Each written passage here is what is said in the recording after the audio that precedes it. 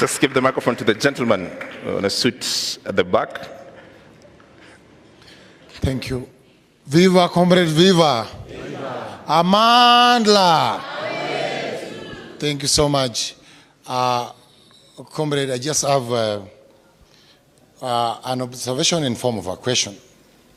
That, of course, we are doing well with the national government. But there's a group of people who are really devolved and in touch with our people, or the proletariats in the villages, back in the counties. I was saying that, comrades, let's not forget the counties. That is the people who are also interacting with our people back there in the villages. So after this struggle come from the national, we go back to the county government so that we fight this nepotism and fight for transparency and accountability. I want specifically to appreciate Aki Africa. I was there, smart, I'm traumatized up to date. This guy is so quiet, I don't know what he's using, I'm shocked. They took me to a mortuary, I ran away with this gentleman during Rex and Evans postmortem. I don't know you are made of what. All those parents were crying on their chests. I was shocked to see them still walking. I was shocked on the hardest day of the strike. You know, on Thursday, few people came. They among the few who came, and Shakira and the rest, now to notify us and to get us very, very easy on Thursday. I remember those guys were going to an extent of tear gassing where people were being treated. You are just wondering, what kind of human being is this? This is a place where people are now being treated, please. And they're even going ahead to tear gas a petrol station. We are at the corner of the total there. It was quite unfortunate. Please, comrades, the question I wanted to ask with care and with utmost humility, how can we organize this struggle in a way that we don't lose the gains made and we don't lose the focus? Because if we end up in the morning, someone is saying we fight for this, fight for that, fight for this, fight for positions, then we are going to lose this focus, and these guys are going to run away with all the gains that we have done, what? We have made. So I was just pleading with those in the panel, if you can guide the conversation to a clear focus. Because now there are also political rivals who are taking advantage of this thing. Like someone is planning to vie for 2027. What is the next thing? 20 to Salami and Ani. You are getting? Not for the struggle, but for the narrow, self-seeking interest. That was my plea. Otherwise, Aki Africa, may God bless you. And I'm pleading, colleagues who are seated there, how can you debrief? I'm a teacher by profession. Some people who came for the struggle didn't even know the road. I was shocked, someone asking me, amefika Ngara and wapi barabara ya kwenda Kabete. You can tell you. When we are taking that roundabout to Nyayo, wale waliangusha fence, those who are falling down, wale waliona, they are still, I still feel the smell of blood mpaka saizi. So how can we debrief these people by counseling them? Because some people may also turn violent after this one. Because some wengine wako wamezoea that kind of exposure. I remember one girl alitoka tu nyuma tu akaanza kupiga kelele na nduru watu wakimfuata. Watu wakimfuata tu nyuma tu. Ni kama ako possessed. So how can you also organize that we have centers, we communicate where these people can come and we get guidance and counseling. May God bless the struggle. Thank you. Can you take your brief as well and keep it a minute or less? Yes, I'll make it very brief. Comrades power. Comrades power. Now, I want us to trace the bullet that was in David Chege's head. Back to the trigger, to the magazine, to the command, Adamson Bugay, to JAPHETH KOOME, and we make it very clear where the accountability stops. My point is this. The person who is ultimately responsible for all the death, the destruction, is the president. Okay? Let's not make excuses. Let's not say the police, the police, the police. They are individually culpable. But ultimately, it's the president who takes responsibility. Ruto must go. Ruto must go. As I finish, I think the problem we have, and I'll put this to the panel, I think we have a country that is lacking ideology. And please, civil society, help us define the ideology for this revolution. Because we have inherited a system, colonial government and governments after, where governance is about brutality, repression, plunder, and pillage. So can we have an ideology moving forward so that when we fight, when we occupy spaces, we're occupying spaces knowing the Kenya that we are fighting for is defined by this certain set of values.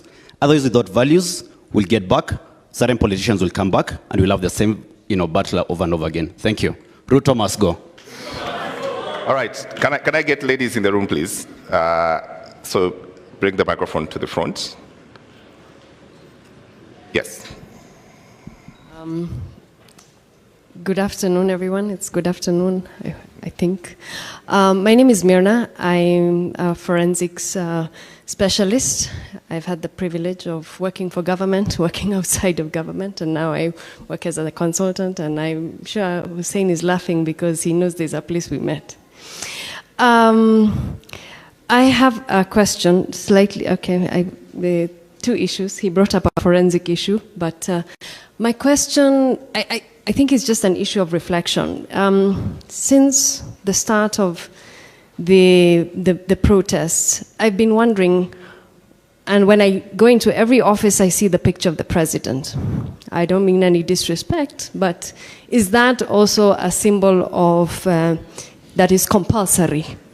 You understand, like, I wonder why I don't see the picture, a framed, beautiful picture of the Constitution of Kenya, of the preamble signed by the Kibaki. I mean, that is what we give the president to uphold. That is his custodianship in terms of mandate when you are a president.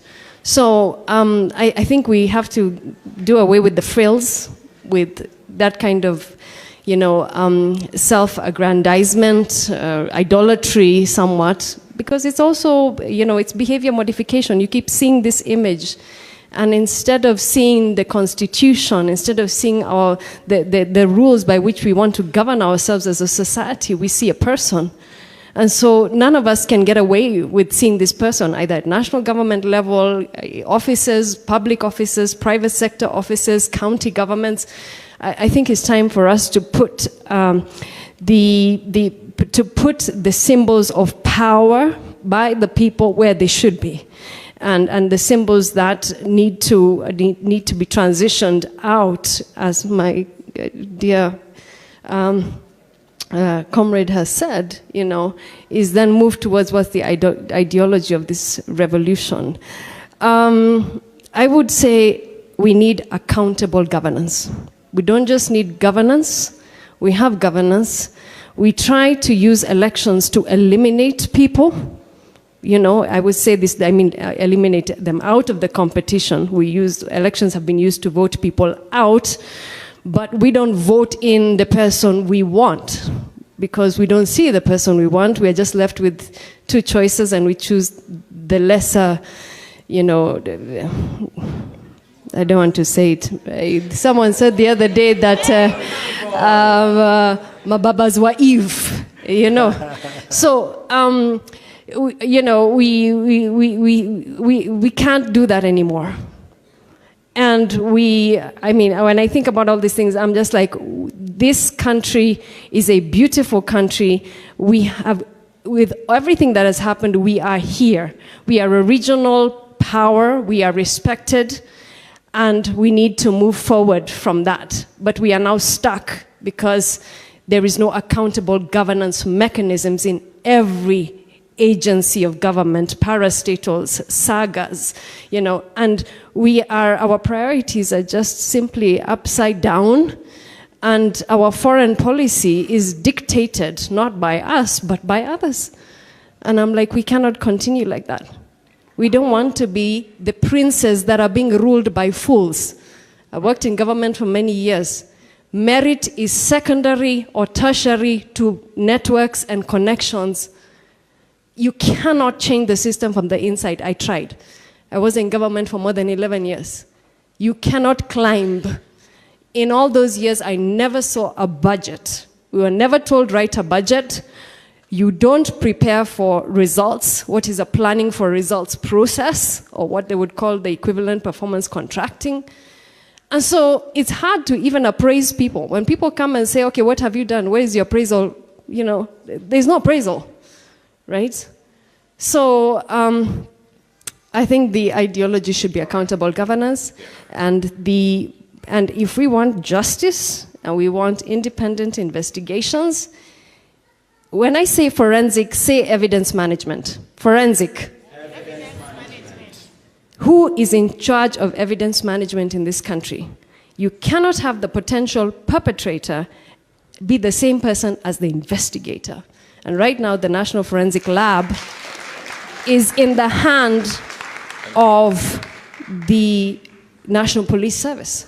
All right. So you cannot investigate crime and conduct the scientific analysis of that evidence. Okay. So half the evidence is sitting with families, and we are here, you know, outside the system, and half the evidence is inside the system. Thank you very much. I have decisions to make. I have many people on space, and I have many people here. And I have audience here. Do I have a lady? I'll come back. Don't worry. We're here. I'll come back. Let me go to space, get one comment, because they're also participating and they want to be here. Daniel, if you can make your comments in a minute or less.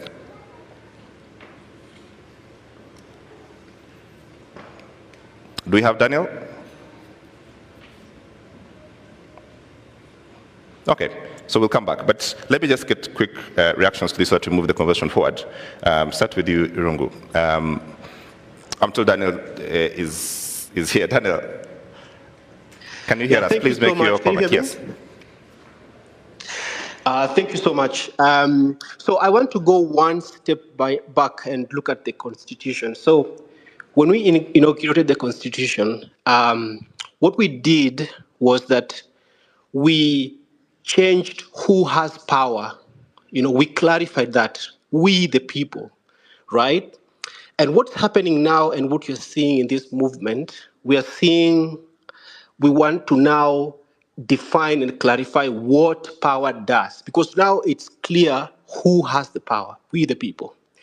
And going forward, this movement continues to clarify, what power does. Now, what we need to do going forward, I think, this is my opinion, is that we need to make being in public or being in public office so undesirable for somebody who doesn't like to be made accountable. So undesirable such that the only people who get attracted to those offices are people who are open and are willing to account. And that's the biggest problem that we have with corruption. And that's the biggest problem that we have with the police and so on and so forth. Now, one question before I go, and this is a question to the panel. I'd like to understand, we are the children of Kibaki. We came, this generation millennials and Generation Z. We came with a free education, and I said this in my TED Talk a few years back, that we have had a 360-degree Kenyan experience. Unlike our parents, we have the full consciousness of feeling Kenyan. Many of us don't even speak our mother tongue, or our primary languages are national languages. We have lived everywhere in the country, and we have a full 360-degree Kenyan experience. With also digital media, it has culminated with this consciousness of political consciousness. Now, the question is, how can we, going forward, manage this movement? We know that part of the reason why we are seeing many changes is also because we have a debt issue. And the cancelling of the financial bill, and also we've seen that Moody's has also downgraded our credit rating, and we will have a problem with money. And usually when there's austerity and a problem with money, the regime might use that as an excuse to bring some sort of social injustice by denying services to the people who are most needy with the excuse that we don't have money, right? And some reforms can be difficult to push through because the president will say we don't have money. So how are we going to continue making the government accountable, but also waking up the debt issue and managing our country through this very difficult situation? Thank you. Okay, thank you very much. I wanted to start with you, but let me start with Hussein because it's just about to drop off. Hussein, could you just give a quick reaction of what you had? Thanks, Matt. And I apologize because I have to dash out to go to the mosque. But I want to agree with Musila John. I think all of us have to be and to make a resolve to become human rights defenders. I think for many years, we've been out there for many years. You're actually protesting, you're protesting on an issue that affects every citizen. And you actually see people in the pavement just watching what you're doing. That has been the culture, that has been the tradition in Kenya for years. But right now, and we have to give credit where it's due, Gen Zs, it doesn't matter what your background is. Awendi uambiwe, mtetezi tutetee. They're saying they are the watetezi. Kila mtu, and we have to give credit to the Gen Zs because they've stood up and they've said we will take back our country. You know, some of us, we've been arrested, we've been beaten, we've been blacklisted, you know, but then people would just come back and tell you, great, you're doing good work. And continue. And like, isn't this your country? So for the Gen Zs, for that change, we give credit where it's due, and we tell you hongera, and let's keep on with that. The second point was on debriefing, my brother, very, very true, particularly for the families. We've really been trying to work with the Kenya, I think, Association of Counselors and Mama Kennedy. Particularly, for example, the 12-year-old boy who was killed, he had actually asked to go and pick a book. He was supposed to do his homework. One of, I don't know, if you look at the artwork that he does, and the mother keeps looking, you know, and we have to remind ourselves of what has happened. The 16-year-old, the mother is so devastated. I mean, some of us, tunasema, you know, we are in this, but those families that have been affected, please, if you're near a family, if you're near someone who is injured or who has been affected, please reach out. This is the time for us to stand firmly together. You ask yourself, what can I do? There is so much you can do. Just going to visit someone and telling them, umeumia kwa niaba yetu, asante sana, that can make a whole world of difference. So let's be there for each other. Let's be our brothers and sisters keepers. And last but not least, I think we were in one of the funerals, Boniface Mwangi said, let's replace the pictures of the president with the flag. But I think this addition is extremely important, the Constitution. So the flag and the Constitution is what each and every person should have hanging somewhere in our house, not the president's photo. I mean, you know, and we have LSK here. Could you please confirm to us that it is not illegal to have a picture or, you know, the Constitution somewhere in your house or in your business? Is it illegal? It is not illegal. So we make a resolve here today, the Ufungamano resolve, that we remove the picture of the president and we put the picture of the flag and of the Constitution and of the Constitution of Kenya, and those shall be what we refer to as symbols of national unity. Thank you very much, and I apologize. If you could release me so that I can go for prayers. Thank you very much, Hussein, and thank you very much for your comments. A round of applause for Hussein as he leaves the panel, please.